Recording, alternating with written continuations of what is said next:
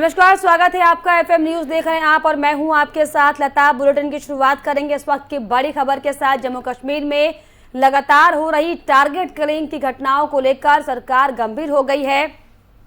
इस मुद्दे पर चर्चा के लिए गृह मंत्रालय ने आज अहम बैठक बुलाई है। इसमें शामिल होने के लिए जम्मू कश्मीर के उपराज्यपाल मनोज सिन्हा गृह मंत्रालय पहुंच चुके हैं। गृह मंत्री अमित शाह की अध्यक्षता में इस बैठक में राष्ट्रीय सुरक्षा सलाहकार अजीत डोभाल और जम्मू कश्मीर के डीजीपी दिलबाग सिंह भी हिस्सा ले रहे हैं।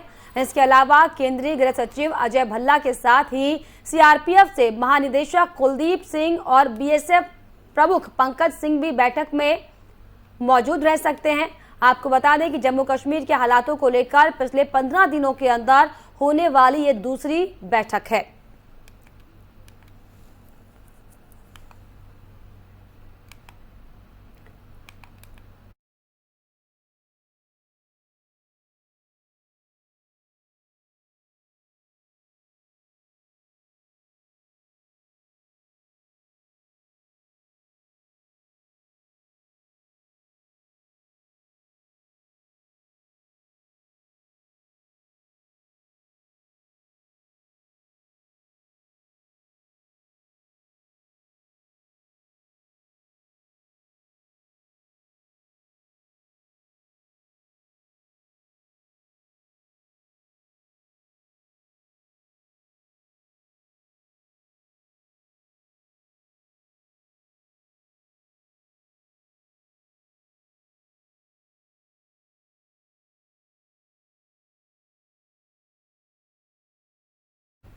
जम्मू कश्मीर में 12 घंटे में आतंकियों ने 2 लोगों की जान ली है। आतंकियों ने बडगाम में 2 गैर कश्मीरियों को गोली मारी, जिसमें बिहार के रहने वाले दिलखुश कुमार की मौत हो गई है, जबकि दूसरा शख्स घायल हो गया है।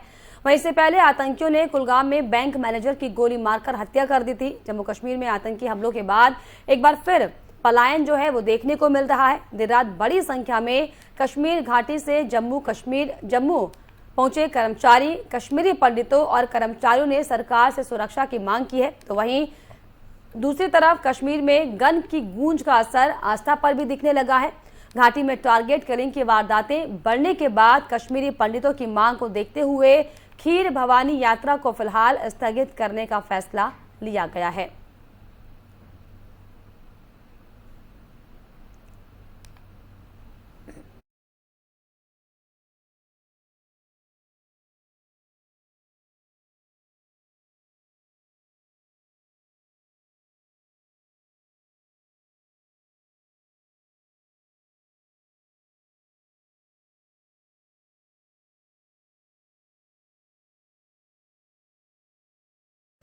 वहीं कश्मीरी पंडितों के पलायन को लेकर शिवसेना सांसद ने केंद्र सरकार पर हमला बोला है। उन्होंने कहा कि धारा 370 हटाने के बाद भी कश्मीरी पंडितों के हालात में कोई सुधार नहीं हुआ है।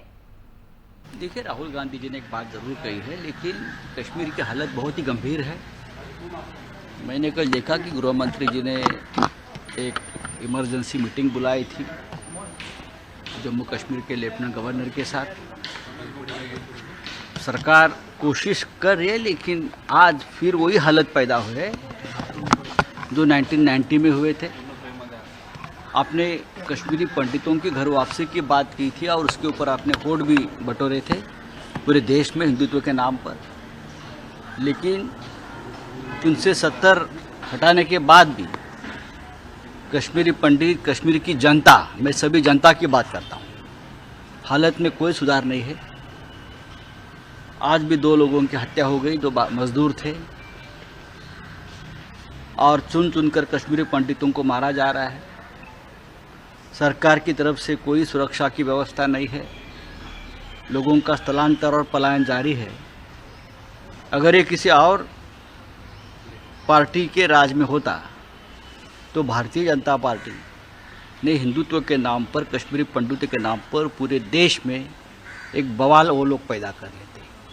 लेकिन गृह मंत्री आपके, प्रधानमंत्री आपके, जम्मू कश्मीर में आपका शासन है, फिर भी हमारे पंडित, हमारे भाई वहाँ एक तो जान गंवा रहे हैं, खून बहा रहे हैं या भाग रहे हैं।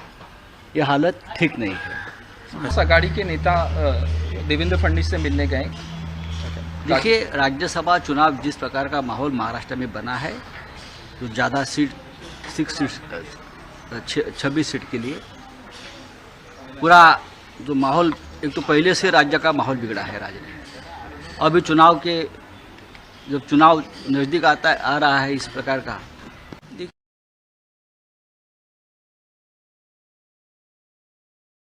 जम्मू कश्मीर में जिस तरीके से लगातार जो टारगेट किलिंग हो रही है, इसको लेकर आपको बताएं कि उच्च स्तरीय बैठक की जा रही है।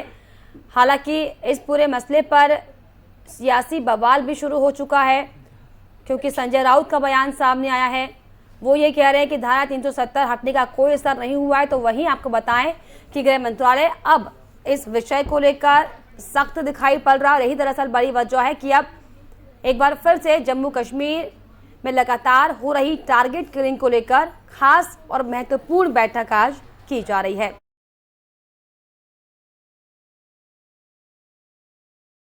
और इस पर खास जानकारी के लिए हमारे संवाददाता कुलदीप शर्मा हमारे साथ जुड़ गए। जी कुलदीप, जिस तरीके से टारगेट किलिंग का जो मसला है वो हर दिन बढ़ता जा रहा है, उसको लेकर अब जो केंद्र सरकार है, जो गृह मंत्रालय है, वो गंभीर दिखाई पड़ रही है। खास बैठक की जा रही है, क्या कुछ जानकारी?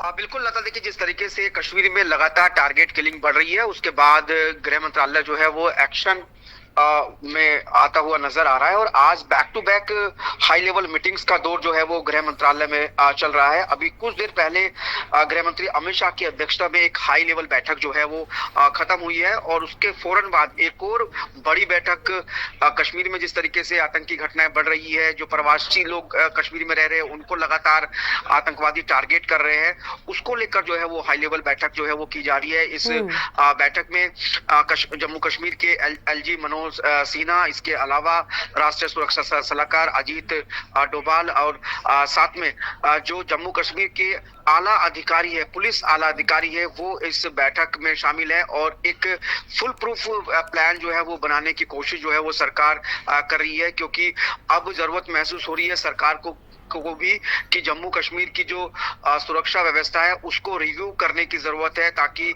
जो दहशतगर्द वहां पर दहशत फैलाने की कोशिश कर रहे हैं, जो गैर कश्मीरी लोग हैं उनको चुन चुनकर टारगेट किया जा रहा है, तो उनको किस तरीके से रोका जाए, उनके मंसूबों पर किस तरीके से पानी फेरा जाए, इसी को लेकर जो है वो गृह मंत्रालय तो बिल्कुल कुलदीप, क्या लगता है कि इस बैठक के बाद माना जा रहा है कि इस बैठक के बाद कुछ बड़े फैसले जो है वो जम्मू कश्मीर की सुरक्षा को लेकर सरकार की तरफ से बिल्कुल कश्मीर की सुरक्षा को लेकर ये माना जा रहा है कि बड़े फैसले लिए जाएंगे। तो क्या लगता है कुलदीप, क्या अब इस बैठक के बाद कोई बड़ा एक्शन कश्मीर को लेकर होगा? क्योंकि हालात दिन प्रतिदिन बिगड़ते जा रहे हैं, लोग पलायन करने को वहां पर मजबूर हो गए हैं। बिल्कुल, देखिए जिस तरीके से गैर कश्मीरी लोगों को वहां टारगेट किया जा रहा है, उसके बाद न सिर्फ वहां पर दहशत का माहौल जो है वो लोगों में बढ़ रहा है, बल्कि सरकार के खिलाफ भी कहीं ना कहीं नाराजगी बढ़ रही है। और कश्मीरी पंडितों ने यहां तक भी ऐलान कर दिया है कि अगर इसी तरीके से टारगेट किलिंग जो है वो कश्मीर में चलती रही तो वो वहां से जो है वो सामूहिक पलायन कर देगी। लेकिन सरकार ने जिस तरीके से धारा 370 कश्मीर में खत्म की, लोगों में एक विश्वास बहाली सरकार ने कोशिश वहां पर करने की कोशिश की, और जिस तरीके से वहां पर अगर पिछले मोदी सरकार के कार्यकाल को देखा जाए तो वहां पर आतंकी घटनाओं में भी कमी आई है। हालांकि पिछले 4-5 दिनों से वहां पर टारगेट किलिंग की घटनाएं बढ़ी है, और यही वजह है कि सरकार इस पर सोचने को मजबूर है। और गृह मंत्रालय में बैठकों का दौर जो है वो लगातार जारी है। तो सरकार नहीं चाहेगी कि जो माहौल वहां पर बना है उस भरोसे में कोई कमी आए, दहशतगर्द जो है वो अपने मंसूबों में कामयाब हो पाए, और कोई ऐसी हालात वहां पर ना हो कि कश्मीरी पंडितों को एक बार फिर से वहां से पलायन करना पड़े। तो ऐसे में सरकार की सबसे बड़ी प्राथमिकता यही होगी कि जो गैर कश्मीरी लोग कश्मीर में रह रहे हैं उनकी सुरक्षा को किस तरीके से सुनिश्चित किया जाए, उनमें किस तरीके से सरकार के प्रति भरोसा जो है वो बढ़ाया जाए। तो इन्हीं सब चीजों को लेकर जो है ये बैठक चल रही है, और कुछ ऐसे ही फैसले जो है इस बैठक के बाद लिए जा सकते हैं, जिसके बाद सरकार की कोशिश रहेगी कि सरकार ये भरोसा जो है वहां के गैर कश्मीरी लोगों में भर सके कि सरकार जो है उनकी सुरक्षा को लेकर जो है पूरी तरीके से गंभीर है, और उनकी सुरक्षा को लेकर सरकार जो है वो कदम उठा रही है। बिल्कुल, आगे कुलदीप देखने वाली बात होगी कि अब क्या कुछ इस बैठक के बाद फैसले कश्मीर को लेकर निकलकर सामने आते हैं। बहुत शुक्रिया कुलदीप आपका हमसे जुड़ने के लिए, तमाम जानकारियों के लिए। तो लगातार जिस तरीके से आपको बताएं कि कश्मीर में टारगेट किलिंग का जो मसला है वो बढ़ता जा रहा है। ऐसे में जो गैर कश्मीर है उनका जीना दुभर हो चुका है। लगातार जो दहशतगर्द हैं वो गैर कश्मीरियों को वहां पर निशाना बना रहे हैं। हालांकि इसको लेकर एक हाई लेवल मीटिंग बुलाई गई है, जिसके बाद ये देखने वाली बात होगी कि क्या कुछ इस मीटिंग से कश्मीर की जनता के लिए, गैर कश्मीरियों के लिए निकल कर आता है।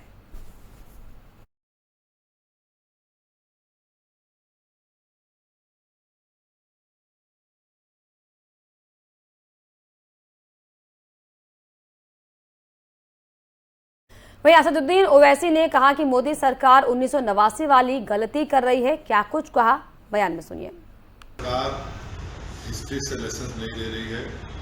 जो गलती 1989 में हमने की थी वो गलती वही उसी लाइन पर गलती नरेंद्र मोदी की सरकार कर रही है। 1989 में भी ऐसा ही हुआ था कि पॉलिटिकल आउटलेट को बिल्कुल बंद कर दिया गया था। पॉलिटिशियंस को, वैली के पॉलिटिशियंस को बोलने की इजाज़त नहीं थी और वही गलती बीजेपी की सरकार कर रही है। 1987 का जैसे इलेक्शन रिग इलेक्शन था वो, और 89 में उसका खैमेजा भुगतना पड़ा। कश्मीरियों को पंडित को इलेक्ट्रल इशू की तरह देखते, इंसान की तरह नहीं देखते। वहाँ के पॉलिटिशियंस को आप बोलने की इजाज़त नहीं देते, पॉलिटिकल लीवर्स पूरे बंद कर दिया। तो यही चीज़ों की वजह से आज ये तमाम टेररिज्म हो रहा है। इसकी पूरी जिम्मेदारी नरेंद्र मोदी की सरकार पर आती है। मैं इसको कंडेम करता हूं। कश्मीर में आतंकवादियों की गोली का शिकार हुए राजस्थान के विजय कुमार बेनीवाल का शव जब अंतिम यात्रा के लिए निकला तो पूरा गांव गमगीन हो उठा। आज सुबह हनुमानगढ़ से रवाना हुई शव यात्रा में गांव के गांव शामिल हुए। बैंक मैनेजर विजय कुमार को याद कर लोगों ने जयकारे लगाए और जैसे जैसे शव यात्रा आगे बढ़ता रहा लोग शामिल होते रहे। आपको बता दें कि गुरुवार को विजय कुमार की आतंकियों ने गोली मारकर हत्या कर दी थी। शमशान में विजय के छोटे भाई अनिल ने उन्हें मुखाग्नि दी है। वहीं गांव के हजारों लोगों की आंखें भीगी हुई थी और चेहरे पर गुस्सा साफ झलक रहा था। सिर्फ 26 साल का युवा कश्मीर में टारगेट किलिंग का शिकार हो चुका था। छोटे भाई अनिल और परिवार के अन्य सदस्यों के साथ हजारों ग्रामीण विजय को अंतिम विदाई देने के लिए शमशान घाट पहुंचे थे।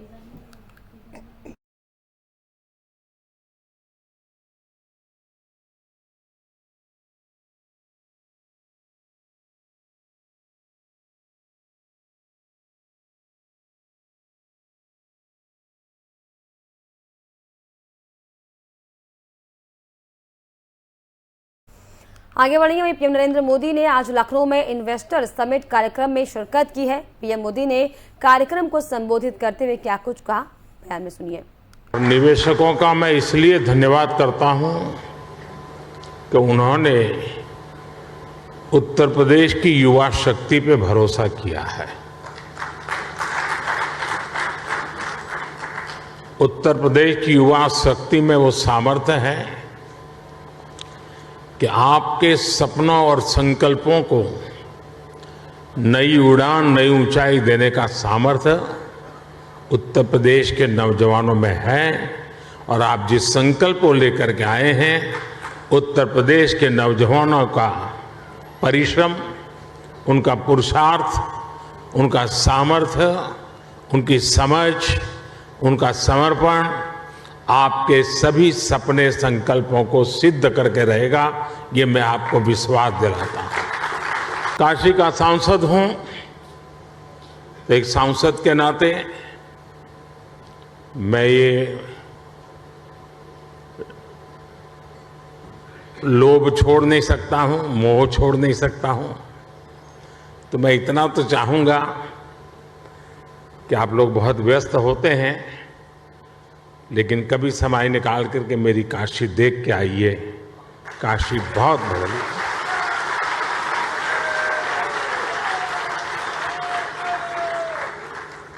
काशी बहुत बदल गई है। विश्व की ऐसी नगरी अपनी पुरातन सामर्थ्य के साथ नए रंग रूप में सज सकती हैं। ये उत्तर प्रदेश की ताकत का जीता जागता उदाहरण है। साथियों, यूपी में 80,000 करोड़ रुपए से ज्यादा के निवेश से संबंधित समझौते यहां हुए हैं। ये रिकॉर्ड निवेश यूपी में रोजगार के हजारों नए अवसर बनाएगा। ये भारत के साथ ही उत्तर प्रदेश की ग्रोथ स्टोरी पर बढ़ते विश्वास को दिखाता है। और निवेश वहीं सीएम योगी ने भी इसे कई क्षेत्रों में निवेश से यूपी में बड़े बदलाव होने और पीएम के मार्गदर्शक में विकास कार्य को आगे बढ़ाने की बात कही है।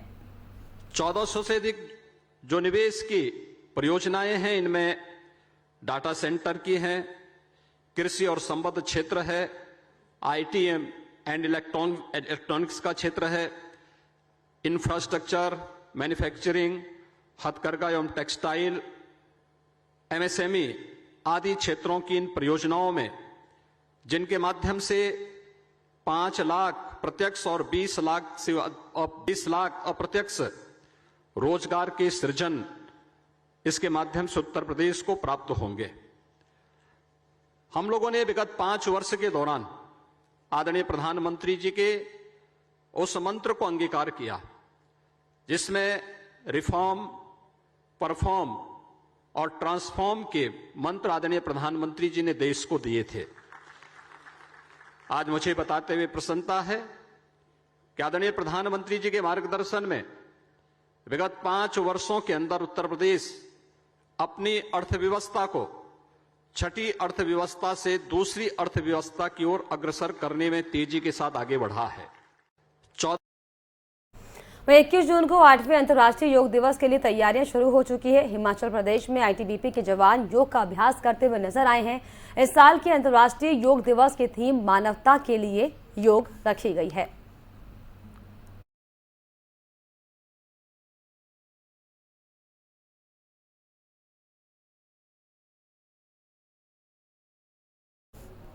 चंपावत उपचुनाव में मुख्यमंत्री पुष्कर सिंह धामी को मिली बड़ी जीत। आपको बता दें कि 50,000 से ज्यादा वोटों से सीएम धामी ने जीत दर्ज की है। उपचुनाव में मुख्यमंत्री पुष्कर सिंह धामी की ऐतिहासिक जीत ये मानी जा रही है। कांग्रेस प्रत्याशी निर्मला घैतोड़ी को 3,141 वोट मिले, तो वहीं सीएम धामी को 54,121 वोट मिले हैं।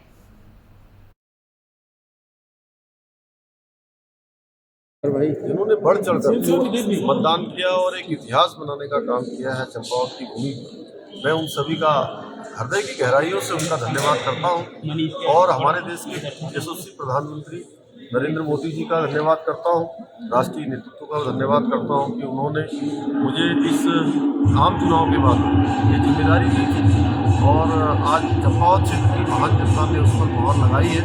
हम उनके ऋणी हैं। आदरणीय कैलाश के इन्होंने मुझे यहाँ के लिए प्रस्ताव किया, यहाँ मुझे बुलाया। यहाँ की क्षेत्र की जनता ने अपना भारी समर्थन और आशीर्वाद जो दिया है, हम उसको विकास के रूप में जो उनकी अपेक्षाएँ हैं, जो यहाँ की एक उनकी अपेक्षा अनुसार इस क्षेत्र को आगे बढ़ाएंगे। भारत के मानचित्र में हमारा ये चंपावत क्षेत्र आए, उसके लिए दृढ़ संकल्पित होगा काम करेंगे। वहीं सीएम धामी की बम्पर जीत पर उत्तराखंड के कैबिनेट मंत्री गणेश जोशी ने जीत की बधाई दी है। इस मौके पर हमारे संवाददाता अजय पांडे ने गणेश जोशी से खास बातचीत की। क्या कुछ बातचीत हुई, बयान में सुनिए।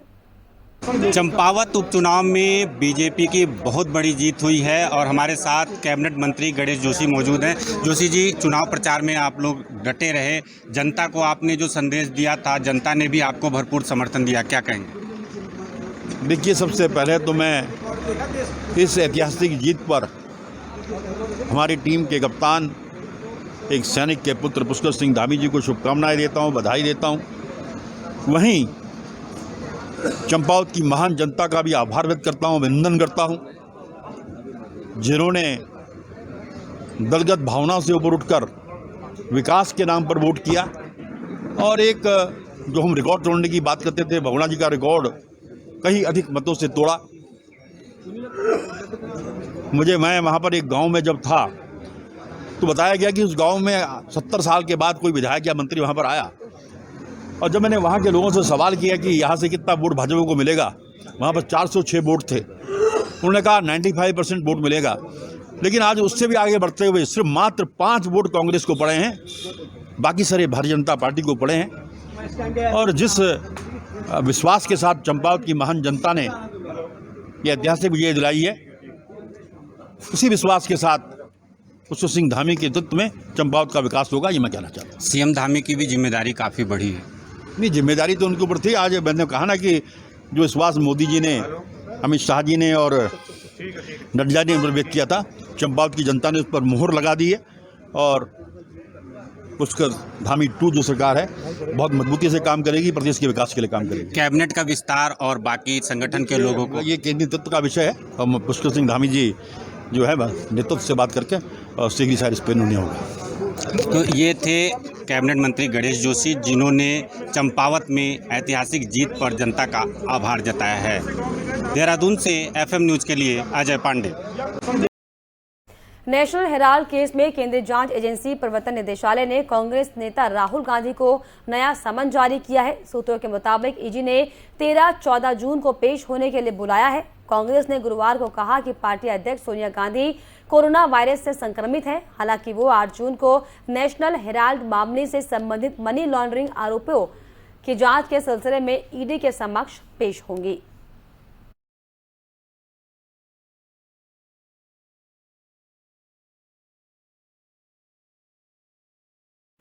वहीं प्रियंका गांधी भी कोरोना पॉजिटिव पाई गई हैं। सोनिया गांधी के संक्रमित होने के बाद टेस्ट कराया गया। कांग्रेस के कई नेता भी कोरोना संक्रमित हुए हैं।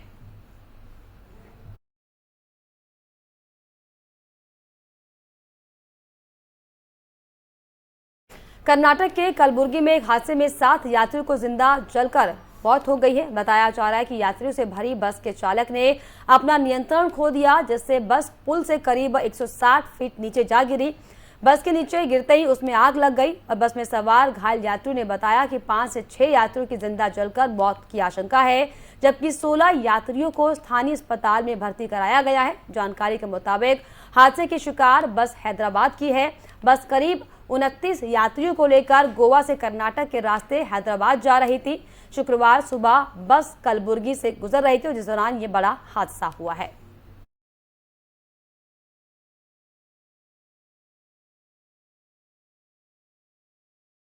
पंजाबी सिंगर सिद्धू मूसेवाला की हत्या को लेकर एक बड़ा खुलासा हुआ है। गैंगस्टर लॉरेंस बिश्नोई ने कबूल कर लिया है कि उसके गुर्गों ने ही हत्याकांड को अंजाम दिया है। बिश्नोई से पूछताछ के बाद दिल्ली पुलिस की स्पेशल सेल की एक टीम नेपाल पहुंची है, जहां पर शूटर के छिपे होने की आशंका जताई गई है। बताया गया है कि सिद्धू मूसेवाला को गोली मारने वाले हत्यारे नेपाल भाग गए थे। दिल्ली पुलिस स्पेशल सेल के सूत्रों के मुताबिक सभी शूटर्स की पहचान हो चुकी है। दिल्ली पुलिस स्पेशल सेल की एक टीम मुजफ्फरनगर भी गई थी, जहां पर कई जगहों पर छापेमारी की गई है।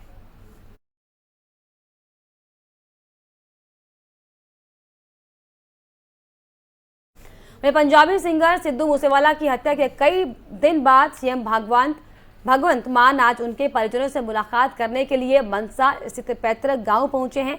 इस दौरान उन्होंने मूसेवाला के परिजनों से मुलाकात की और सांत्वना दी है। हालांकि सीएम मान के पहुंचने से पहले स्थानीय लोगों ने उनका विरोध किया।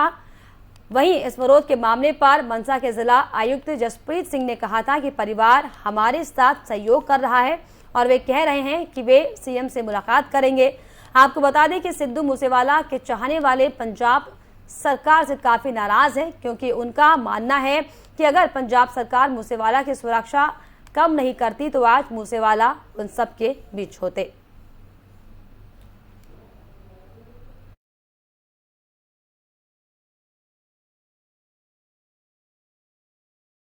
आरएसएस प्रमुख मोहन भागवत ने ज्ञानवापी पर बड़ा बयान दिया है। उन्होंने कहा है कि रोज मस्जिद में शिवलिंग देखना ठीक नहीं है। ज्ञानवापी का मुद्दा चल रहा है। अब ऐसे मुद्दे हैं, एक इतिहास तो है, उसको हम बदल नहीं सकते। वो इतिहास हमने नहीं बनाया, न आज के अपने आप को हिंदू कहलाने वालों ने बनाया, न आज के मुसलमानों ने बनाया। उस समय घटा, इस्लाम बाहर से आया, आक्रमकों के हाथ आया। उस आक्रमण में भारत की स्वतंत्रता चाहने वाले व्यक्तियों का मनोधैर्य खर्च करने के लिए देवस्थान तोड़े गए, हजारों है। हिंदू समाज का विशेष ध्यान जिन पर है, विशेष श्रद्धा जिनके बारे में, ऐसे कुछ है, उसके बारे में मामले उठते हैं। अब इसका विचार क्या करना, ये मुसलमानों के विरुद्ध नहीं सोचता है हिंदू। आज के मुसलमानों के उस समय पूर्वज भी हिंदू थे, उन सबको स्वतंत्रता से चिरकाल तक वंचित रखने के लिए, उनका मनोधैर्य दबाने के लिए किया गया। इसलिए हिंदू को लगता है कि इसका पुनरुद्धार होना चाहिए। इसमें कोर्ट में जाते हैं तो फिर कोर्ट जो निर्णय देगा उसको मानना चाहिए। अपनी संविधान सम्मत न्याय व्यवस्था को पवित्र सर्वश्रेष्ठ मानकर उसके निर्णय हमको पालन करने चाहिए। उनके निर्णयों पर प्रश्न चिन्ह नहीं लगाना चाहिए। ठीक है, प्रतीकात्मक कुछ हमारी विशेष श्रद्धा थी, ऐसे स्थानों के बारे में हमने कहा, लेकिन रोज एक मामला निकालना नया, ये भी नहीं करना चाहिए। हमको झगड़ा क्यों बढ़ाना है? ज्ञानवापी के बारे में हमारी कुछ श्रद्धाएं हैं, परंपरा से चलती आई, हम कर रहे, ठीक है, परंतु हर मस्जिद में शिवलिंग क्यों देखना? अरे भाई, वो भी एक पूजा है, ठीक है, बाहर से आई है, लेकिन जिन्होंने अपनाई है वो मुसलमान, वो बाहर से संबंध नहीं रखते, ये उनको भी समझना चाहिए। यद्यपि पूजा उनकी उधर की है, उसमें वो रहना चाहते तो अच्छी बात है, हमारे यहाँ किसी पूजा का विरोध नहीं, सबकी मान्यता और सबके प्रति पवित्रता की भावना है। परंतु पूजा वहां की होने के बाद भी वंशज वो हमारे प्राचीन सनातन काल से चलते आए ऋषि मुनि राजा क्षत्रियों के पूर्वज है, वंशज है, समान पूर्वजों के वंशज हम है। ज्ञानवापी। और इसी के साथ इस बुलेटिन में फिलहाल इतना ही। देश और दुनिया की तमाम खबरों के लिए आप देखते रहिए FM न्यूज़। नमस्कार।